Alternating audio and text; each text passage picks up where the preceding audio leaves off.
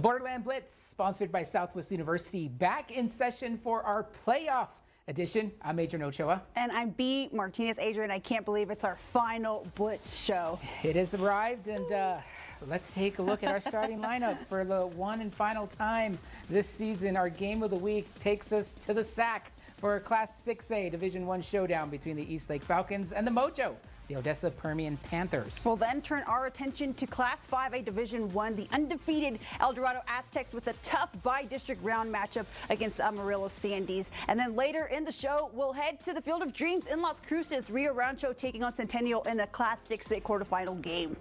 Yeah, from this point on, it's do or die. So let's get this party started. As our friend Zach would say, our game of the week was a by-district round clash in Class 6A Division I. The Mojo, Odessa Permian, was in town to take on those Eastlake Falcons. Now, Eastlake, the District 1-6A champs, riding the 6-game win streak. Now in Class 6A Division I, again, hosting the Mojo here on the opening kickoff. Permian's Tyron Williams gonna waste no time putting the Panthers on the board. He's gonna take it 70 yards to the house, and in the process, he's gonna give his teammate a high five. Yeah, that made it 7-0 Mojo. Then later in the first, Permian up 14-0. They're gonna tack on 6 more. Jacob Garcia with the pass to Cameron Mattingly.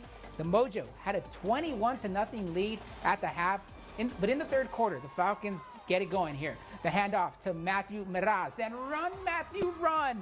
Matthew Miraz welcomed the end zone city. That made it 21-7. Permian still with the lead. Eastlake trying to continue the rally, but a costly mistake right here. Quarterback Luke Lomeli gets picked off by Ian Riley, and he'll take it back for the pick 6 as Odessa Permian wins this one by 20, 41-21, as Eastlake, unfortunately, their season comes to an end as they'll end their season with a record of 7-4.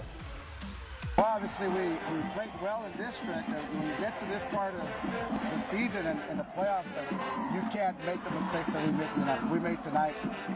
We're trying to get to that level. We're trying, we're challenging ourselves early in preseason, and we'll have a good time. We'll have a good idea of what we got to do to get back to this point. All right, well, great run, right?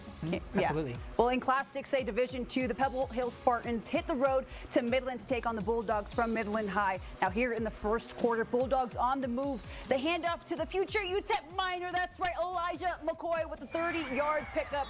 Then later in the drive, Midland's Strawman Bridges with the quarterback keeper, and he'll, as Adrian says, he'll make it to end zone city, make it 7-0 Bulldogs up. Now the Spartans going to answer back. Joe Fernandez throws it right into the end zone to Andrew Moore, who was just standing still. All alone there. Yeah, game tied at 7 with that one. The Bulldogs break deadlock. Bridges with another touchdown run from about the 7-yard line, and that'll make it 14-7 Midland up. Then Bridges fakes the handoff to McCoy, tosses left for Anthony Kolb, and he'll take care of the rest. Now the Spartans season comes to an end as the Midland Bulldogs get the win with the final score 42-14. Meanwhile, Montwood was also on the road, taking on Friendship in a by-district round matchup in the first quarter here. The first play from scrimmage for the Tigers, the pass to Chase Campbell, making moves and busted loose. Nothing but green turf in front of them.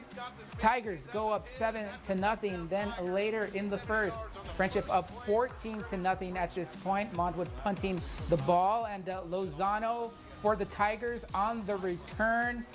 And no one is going to touch him at all, as he'll let his speed take care of the rest. That made it 21-0 Tigers. This one was all Friendship. Final score 77-21 as Montwood's season also comes to an end tonight. Well, for the game over at SAC 2, let's send it over to the one and only Rishi. Oh, is it Rishi? What happened for El Dorado tonight? Thanks, guys. That's right. Tonight was my final night over at the SAC. Shed some tears leaving the stadium, but that's not important. What's important is the game between the El Dorado Aztecs and the Amarillo Sandies. The Aztecs are looking to stay undefeated and keep their season going, and the Sandies trying to advance to the second round for the 6th straight season. Amarillo, they would start out hot. 2 touchdowns in the first quarter to go up 14-0, including this long rushing touchdown by Jude Donovan. He had a few of these on the evening tonight. And the Aztecs, they had multiple chances in the first half to put up points, but you'll see right here, with just 1 second left, quarterback Bryson Booth, he could not get the first down on the scramble, and he was in the game because the starter, Elijah Issa, went out with an injury on the second drive of the game for the Aztecs. El Dorado would get on the board in the third quarter. Ryan Estrada got in for his 32nd rushing touchdown on the season. That made it 28-7 for the Sandys. Just too much for the Aztecs. They take the win 45-14. They move on to the second round. After the game, I caught up with Aztecs head coach Frank Martinez on what he's taken from El Dorado's historic season. I absolutely love this group, especially, our seniors, they're the first group as a coaching staff that we've had from freshman year, all the way through senior year. And, they really have built the culture here and they understand it. And, it's a culture of winning. And, we fell short tonight, but we know that, we're going to put in the work in the offseason to be back here and to be successful. El Dorado, they had 9 losses last year, just 1 loss this season. So lots to be proud of for the Aztecs in 2024. Can't wait to see what they have in store for us next year. Adrian and Veep, back to you guys. Thank you very much, Rishi. Heck of a turnaround for El Dorado. Yeah. And Rishi, did they ask for the keys back?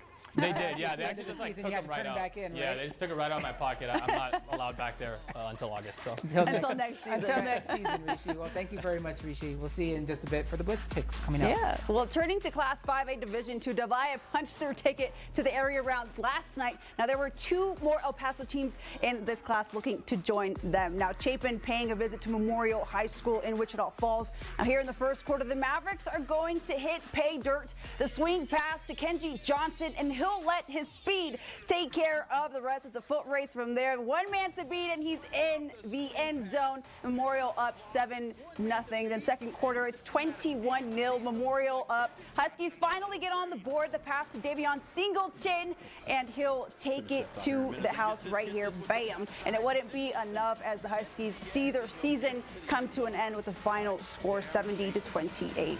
Well, let's go to Abilene. The Wiley Bulldogs hosting the Andrus Eagles in the first quarter. The Bulldogs on the attack here. The quick pass to Gage Heighton, and the Eagles can't bring him down, making those moves, and dives into the end zone for the touchdown. Bulldogs on the board, 7-0. Still in the first, Bryant Meng for the Bulldogs.